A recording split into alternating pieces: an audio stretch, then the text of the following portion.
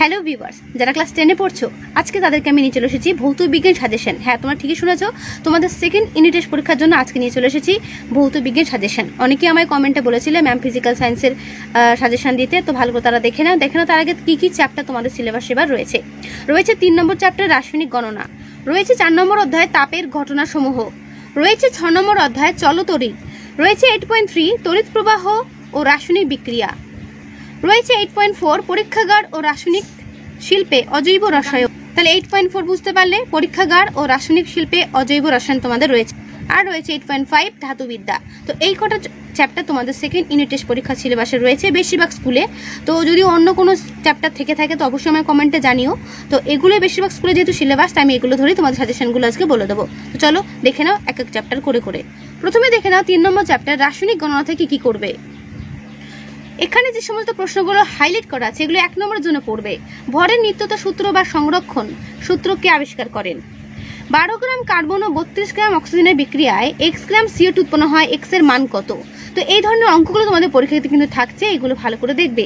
রাসায়নিক বিক্রিয়ায় তাপের উদ্ভব বা শোষণের কারণ কি, ঠিক আছে। তাপমোচী বিক্রিয়ায় তাপ উৎপন্ন হয় কিভাবে। তাপমোচী বিক্রিয়ায় বিক্রিয়কের তুলনায় বিক্রিয়াজাত পদার্থের ভর কম হয় কেন। ভেরি ভেরি ইম্পর্টেন্ট প্রশ্ন। তাপমোচী বিক্রিয়ায় তাপ উৎপন্ন হয় কিভাবে।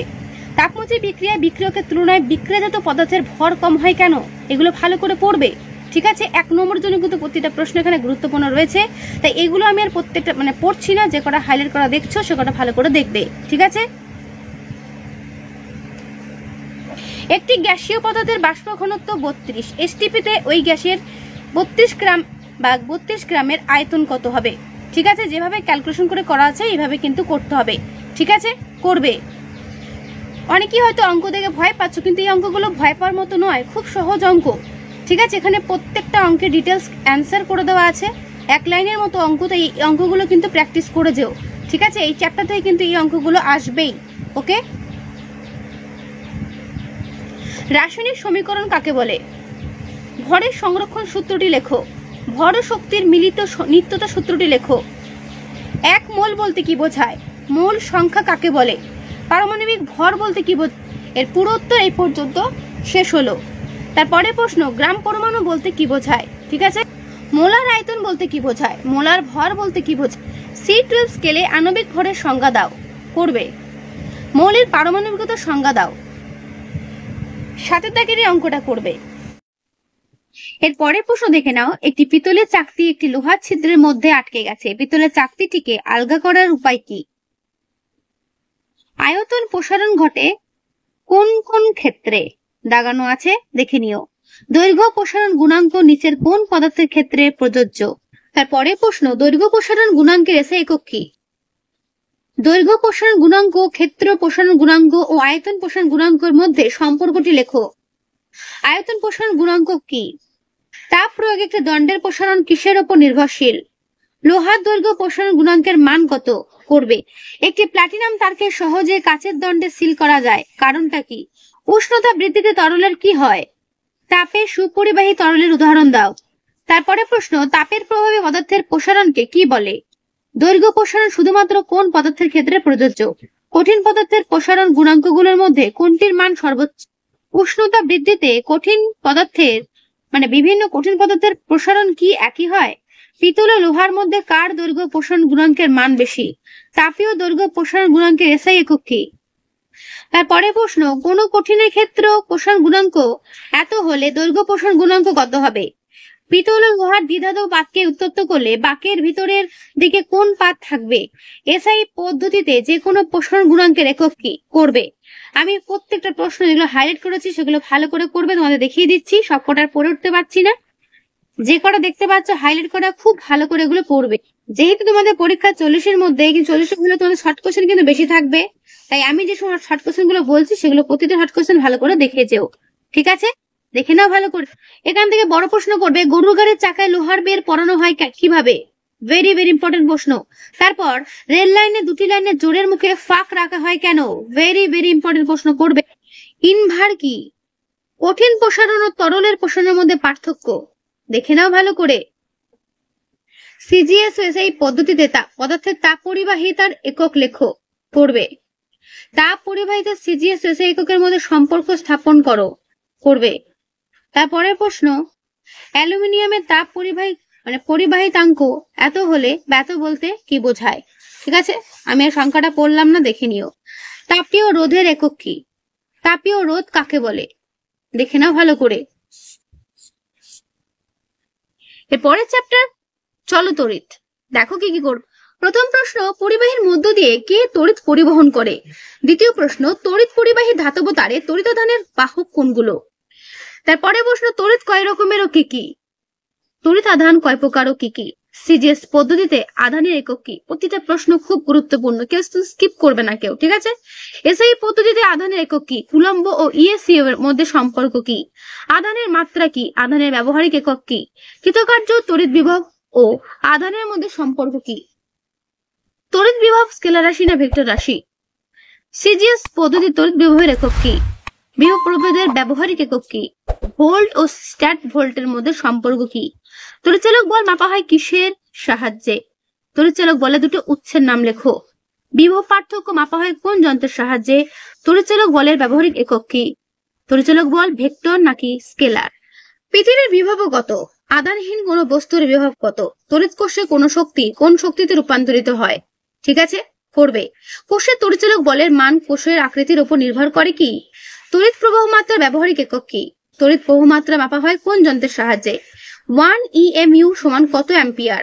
তড়িৎ প্রবাহ কত ধরনের ও কি কি? করবে। প্রতিটার উত্তর নিচে দেওয়া রয়েছে, দেখে নিও। ওহমের সূত্রের গাণিতিক রূপ সেটা কি? ওহমের সূত্রের গাণিতিক রূপটি কি? ভি সমান IR, মনে রাখবে। আর ভি সমান কি, আই সমান কি, আর সমান কি দেওয়া রয়েছে। এই ভি সমান IR দিয়ে অনেক আনসার তোমরা করতে পারবে, ঠিক আছে? তারপর ওহমীয় পরিবাহীর উদাহরণ দাও। দুটি অহমীয় পরিবাহীর উদাহরণ দাও। রোধের ব্যবহারিক একক কি? সিজিএস পদ্ধতিতে রোধের একক কি? পরিবাহিতা কি? পরিবাহিতার এসআই একক কি? দেখতে পাচ্ছ যে সমস্ত প্রশ্ন এখানে হাইলাইট করা রয়েছে, প্রতিটা প্রশ্ন করবে, ঠিক আছে? দরকার পড়ে ভিডিওটা পজ করে পুরো উত্তরটা দেখে নিও, ঠিক আছে? এগুলো পড়লে ভিডিওটা অনেকটা লং হয়ে যাবে, তাই তোমাদের এক ঝলক আমি প্রশ্নগুলো দেখিয়ে দিলাম। যেগুলো হাইলাইট করা সেগুলোই করবে, কেমন? আর আমি যে সমস্ত প্রশ্নগুলো দাগিয়েছি এর বাইরে কোনো প্রশ্ন হবে না। যা পরীক্ষাতে প্রশ্ন আসবে এর মধ্যেই আসবে, এটুকু গ্যারান্টি দিয়ে বলতে পারি। তাই এগুলো ভালো করে দেখ। 3 পিন প্লাগে কোন পিনটিকে তুলনামূলক মোটা করা হয়? নিউট্রাল তারের বর্ণ কি? লাইট তারের রং কি? করবে। বার্লো চক্রকে বৈদ্যুতিক মোটর বলা যাবে কি? করবে। ফ্লেমিং এর বাম হস্ত নিয়মটিকে মোটর নিয়ম বলে কেন? করবে। ডায়নামোতে কোন শক্তি থেকে কোন শক্তিতে রূপান্তর ঘটে? ঠিক আছে, যে কটা তুমি হাইলাইট করে দেখতে পাচ্ছ, ভিডিওটা পজ করে একবার পুরো প্রশ্নগুলো একজনে তোমরা দেখে নিও, ঠিক আছে? দেখে নিলে বড় প্রশ্ন দেখে নাও। ওহমের সূত্রটি লেখো ও ব্যাখ্যা করো। এগুলো বড় প্রশ্ন, ঠিক আছে? এই চ্যাপ্টারে এমনিতেও প্রচুর প্রশ্ন হয়, তার মধ্যে যেগুলো পরীক্ষাতে আসতে পারে আমি সেগুলি দেখাচ্ছি। ওহমের সূত্র থেকে কিভাবে পরিবাহীর রোধের সংজ্ঞা পাওয়া যায়? করবে, ঠিক আছে? পরিবাহীর রোধ কোন কোন বিষয়ের উপর নির্ভর করে? করবে। আপেক্ষিক রোধ বা রোধাঙ্ক কাকে বলে? তামার রোধাঙ্ক এত ওহম সেমি বলতে কি বোঝো? করবে। পরিবাহিতাঙ্ক কাকে বলে? সিজিএস এসআই পদ্ধতিতে এর একক কি? করবে। অতি পরিবাহী কাকে বলে? তুল্য রোধ বলতে কি বোঝো? রোধের শ্রেণী সমবায় বলতে কি বোঝো? রোধের সমান্তরাল সমবায় বলতে কি বোঝো? বৈদ্যুতিক বাতির ফিলামেন্ট হিসেবে টাংস্টেন ব্যবহার করা হয় কেন? করবে। ফিউজ তার কি? ফিউজ তারের বৈশিষ্ট্য কি? এটি কেন ব্যবহার করা হয়? ঠিক আছে, করবে। শর্ট সার্কিট বলতে কি বোঝো? করবে। CFL ও LED এর পুরো নাম? চৌম্বক বলরেখা কাকে বলে? ফ্লেমিং এর বাম হস্ত নিয়মটি কি? অবশ্যই ছবি সহ করবে ফ্লেমিং এর বাম হস্ত নিয়ম, ঠিক আছে? তড়িৎ চুম্বকীয় আবেশ বলতে কি বোঝো? তড়িৎ চুম্বকীয় আবেশ সংক্রান্ত ফ্যারাডের সূত্রগুলো লেখো। লেঞ্জের সূত্রটি বিবৃত করো, ঠিক আছে? করবে। ডিসি এসি সুবিধা কি? করবে, ওকে? তারপর ডায়নামো কাকে বলে? সুইচ কি? সকেট কি? করবে। তড়িৎচালক বল ও বিভব প্রভেদের মধ্যে পার্থক্য দেখে নাও ভালো করে। এখান থেকে এই অঙ্কটা ভালো করে রাখবে। 3টি রোধের মান দেওয়া থাকবে, একবার বলবে শ্রেণী সমবায় বার করো, আবার বলবে সমান্তরাল সমবায়, আর তো বলবে তুল্য রোধের মান বার করো। 3টে পদ্ধতি দিতে পারে, ঠিক আছে? তো তুল্য রোধের মান তোমাদের দুটো পর্যায়ে করতে বলে, শ্রেণী সমবায়, এটা হচ্ছে সমান্তর সমবায়। শ্রেণী সমবায় বললে পরে কি করবে, সব কটাকে যোগ করে দেবে, সেটা হবে শ্রেণী সমবায় উত্তর। আর যদি সমান্তরাল বলে 1/1 করে যোগ করে দেবে, 1/2 প্লাস 1/4 প্লাস 1/6। তুমি ছোটবেলাতে করেছো, ভগ্নাংশ যোগ বিয়োগ করে দিলে আনসার বেরিয়ে যাবে। তো এই অঙ্কটা ভালো করে প্রত্যেকে প্র্যাকটিস করবে, এরকম কিন্তু আসবে। একটা আসতে পারে শ্রেণী সমবায়, আর একটা আসতে পারে সমান্তর সমবায় রোধের মান বার করতে। বুঝতে পারছো? আশা করি প্রত্যেকে বুঝতে পারছো, এটা কিন্তু করবে, ঠিক আছে। এরপরের চ্যাপ্টার 8.3 তড়িৎ প্রবাহ ও রাসায়নিক বিক্রিয়া, দেখো কি কি করবে। তারপর যে পাত্রে তড়িৎ বিশ্লেষণ করা হয় তাকে কি বলে, দেখে না ভালো করে প্রতিটা প্রশ্ন, খুব ভালো করে দেওয়া রয়েছে। এই প্রশ্নগুলোর বাইরে কিছু পড়ো না, যেগুলো আমি বলছি সেগুলো ভালো করে পড়ে যাও, ঠিক আছে। অনেকের মনে হতে পারে ম্যাম এত শর্ট কোশ্চেন কেন দিচ্ছে, দেখো তোমাদের পরীক্ষাটা কিন্তু 40-এর মধ্যে হবে, আর এই 40-এর মধ্যে বেশিরভাগ প্রশ্ন কিন্তু শর্ট কোশ্চেনই থাকবে, ঠিক আছে। তাই এগুলো কিন্তু কেউ বাদ দিও না, তবে আমি যেগুলো বলছি সেগুলো মন দিয়ে করে যাও, পরীক্ষাতে দেখবে এর মধ্যেই কমন পাচ্ছ, ঠিক আছে। একবার দেখে না ভালো করে শর্ট কোশ্চেন গুলো,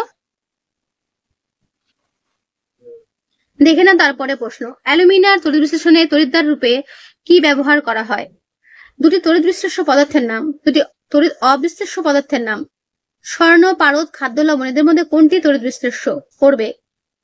তড়িৎ পরিবাহী একটি অধাতুর নাম। নিকেল লেপনের ক্ষেত্রে নিকেল সালফেটের দ্রবণে কি মেশানো হয়। একটি তীব্র তড়িৎ বিশ্লেষ্য কিন্তু প্রশম প্রকৃতির যৌগের নাম লেখো। ক্যাথোডে উৎপন্ন আয়নকে কি বলে, করবে। দেখে নাও ভালো করে, খুব ভালো করে দেখবে।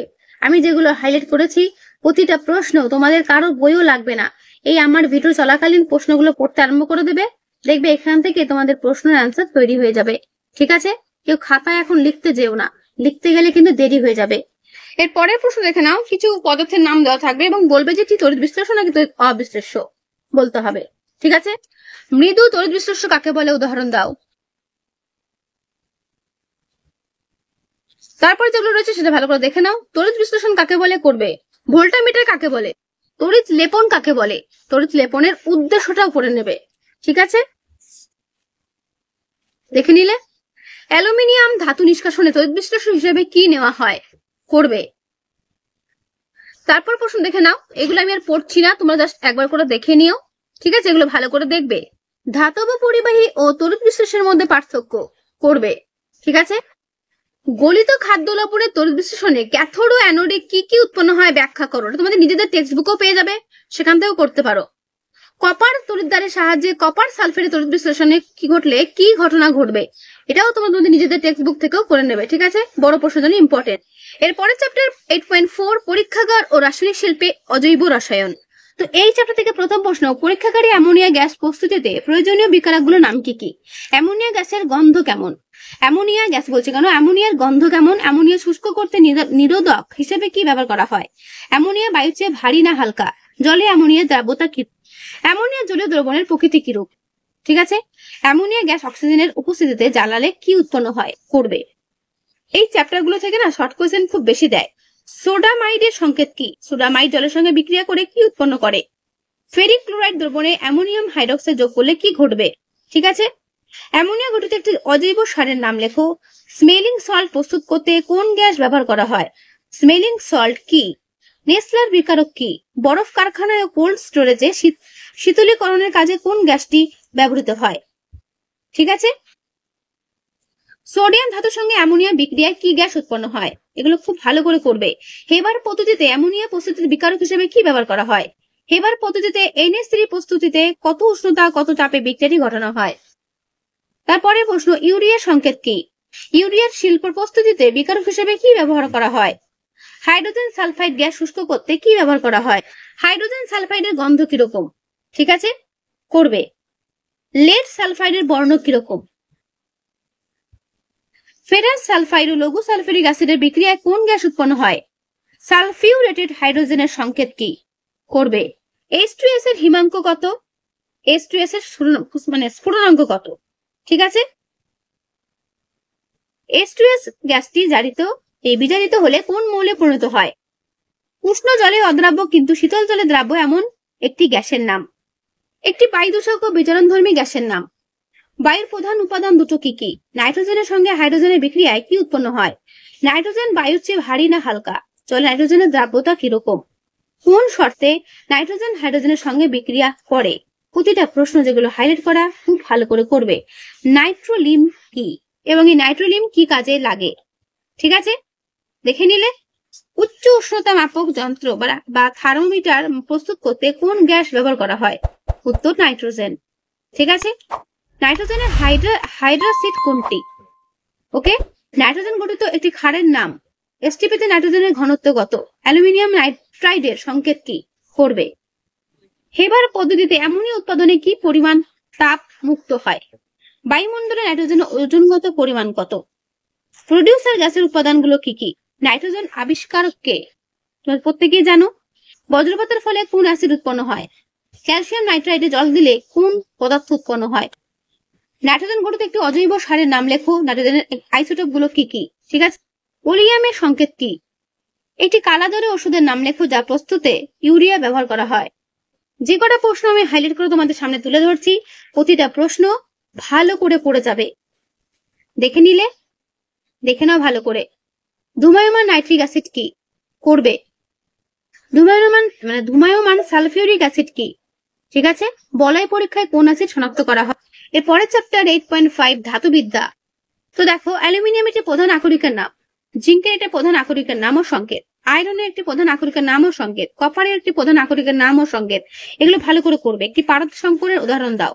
দস্তা আছে এমন একটি ধাতু সংকর উদাহরণ দাও। তামা ও দস্তা সমন্বিত একটি ধাতু সংকর নাম। তামা ও টিন সমন্বিত একটি ধাতু সংকরের নাম। ছাপার ব্লক তৈরি করতে কোন ধাতু ব্যবহার করা হয়? পিতলের একটি ব্যবহার উল্লেখ করো। স্টিল বা ইস্পাত কার্বনের শতকরা পরিমাণ কত? বিমান ও মোটর গাড়ির বিভিন্ন যন্ত্রাংশ তৈরি করতে কোন সংকর ধাতু ব্যবহার করা হয়? গ্যালভানাইজেশন কোন ধাতু দ্বারা হয়? ম্যাগনেলিয়াম ধাতু সংকর একটি ব্যবহার লেখো। কোন ধাতু ছাড়া পারদ সংকর তৈরি করা যাবে না? অ্যালুমিনিয়াম ও লোহার মধ্যে কোনটি ভারতে সমৃদ্ধ? কপার ও ম্যাগনেসিয়ামের মধ্যে কোনটি পিতলে বর্তমান? কোন ধাতু ছাড়া গ্যালভানাইজেশন সম্ভব নয়? রূপেষ্টে কোন ধাতুর পরিমাণ সবচেয়ে বেশি? চালকোসাইট কোন ধাতুর আকরিক? কপার গ্ল্যান্সের সংকেত কি? করবে। জিঙ্ক হোয়াইটের সংকেত কি? জার্মান সিলভার উপাদানগুলো কি কি? লোহার দ্রব্যে জিঙ্কের প্রলেপ দেওয়াকে কি বলে? লোহার দ্রব্যে জিঙ্ক গ্যালভানাইজেশন করার উদ্দেশ্যটা কি? ক্রায়োলাইট কোন ধরনের বা কোন ধাতুর আকরিক? জারণ কি? ঠিক আছে। এরকম একটা বিক্রিয়া দিয়ে বলতে পারে এখানে জারণ ঘটেছে না বিজারণ ঘটেছে। তাই জারণ বিজারণ বড় প্রশ্নের জন্য করে রাখবে। ঠিক আছে। ধাতু নিষ্কাশন কি? ওকে। থার্মিট পদ্ধতিতে বিকারক হিসেবে সাধারণত কি ব্যবহার করা হয়? কোন ধরনের ধাতুকে তড়িৎ বিজারণ পদ্ধতিতে নিষ্কাশন করা হয়? কোন ধরনের লোহাতে মরচে ধরে না? লোহার মরচে অ্যাকচুয়ালি কি? মরচের সংকেত কি? মরচের রাসায়নিক নাম কি? মরচে নিবারণের একটি উপায় কি? ক্ষারীয় কপার কার্বনেট বা বেসিক কপার কার্বনেটের সংকেত কি? আর্দ্র বায়ুতে জিঙ্ক রাখলে কি ঘটবে? ক্ষারকীয় জিঙ্ক কার্বনেটের সংকেত কি? প্রতিটা প্রশ্ন যে কটা আমি হাইলাইট করে রেখেছি খুব ভালো করে পড়ো। অ্যালুমিনিয়াম, জিঙ্ক ও কপারের পাত্রে টক জাতীয় খাবার রাখা উচিত নয় কেন? ঠিক আছে। কোন ধাতু সংকর একটি উপাদান পারদ হলে তাকে কি বলে?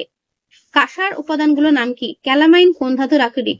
গ্যালভানাইজেশন পদ্ধতি কাকে বলে? স্টেনলেস স্টিল কাকে বলে? গান মেটাল বলতে কি বোঝো? ঠিক আছে। গান মেটাল কোন কোন ধাতু দ্বারা তৈরি করা হয় সেটাও পড়বে। ডেল্টা মেটাল কি?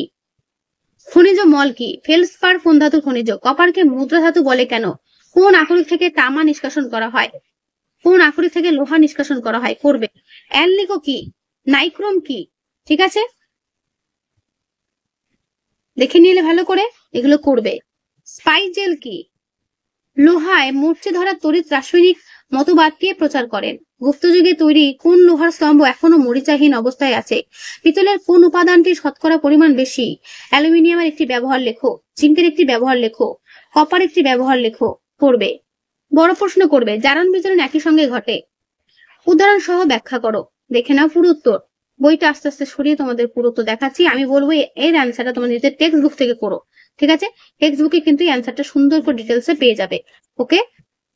থার্মিট পদ্ধতিতে ধাতু নিষ্কাশন নীতি, এই থার্মিট পদ্ধতিতে ব্যাখ্যা করো অথবা ব্যবহারটা কি লেখো। ঠিক আছে। ছবি সহ এটা কিন্তু করবে যদি পারো। তো তোমাদের সেকেন্ড ইউনিট টেস্টের সিলেবাসের জন্য এই হলো ভৌত বিজ্ঞানের সাজেশন। তো এইগুলো ভালো করে করো, পরীক্ষাতে এর মধ্যে কমন পেয়ে যাবে। ঠিক আছে। যেগুলো আমি বললাম সেগুলো মন দিয়ে করে যাও, পরীক্ষাতে এর মধ্যে কমন পেয়ে যাবে কমন। ঠিক আছে। তাহলে আজকে এই ভিডিওটা আমি এখানে শেষ করছি। কেমন লাগলো অবশ্যই কমেন্টে জানিও। ভালো লাগলে লাইক ও অবশ্যই বন্ধুদের কাছে শেয়ার করে দিও। তো আজকে এখানে দেখাবি নেক্সট ভিডিওতে। ভালো থেকো সবাই।